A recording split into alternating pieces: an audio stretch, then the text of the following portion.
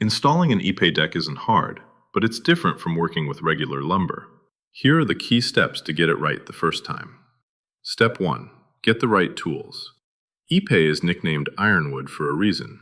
You'll need carbide tip saw blades, brad point drill bits, and stainless steel screws, grade 304 or 316. Regular bits and blades will dull almost immediately. Step 2.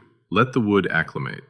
Before you install a single board, let your ipe sit outdoors near the job site for 7 to 14 days. Stack it on blocks at least 12 inches off the ground, separate rows with wooden shims, and never cover it with a tarp. The wood needs to adjust to your local humidity. Step 3. Set your joists and spacing. For 1x6 boards, keep joists at 16 inches on center. For 5/4x6, you can go up to 24 inches. Leave a 3/32 inch gap between boards for expansion and airflow. And always maintain at least 18 inches of clearance underneath for ventilation. Step 4. Pre-drill everything. This is non-negotiable with ipe. Every single screw hole must be pre-drilled to prevent splitting.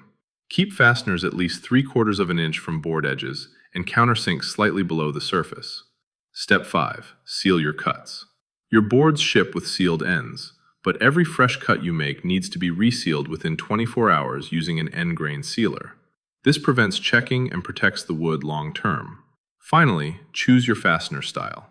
Face screws with square edge boards are the traditional method, or go with pre-grooved boards and hidden clips for a clean, screw-free surface. Both methods work great with ipe. For the full installation guide, tools, and calculators, visit ipewoods.com. Ipe Woods USA, building decks that last a lifetime.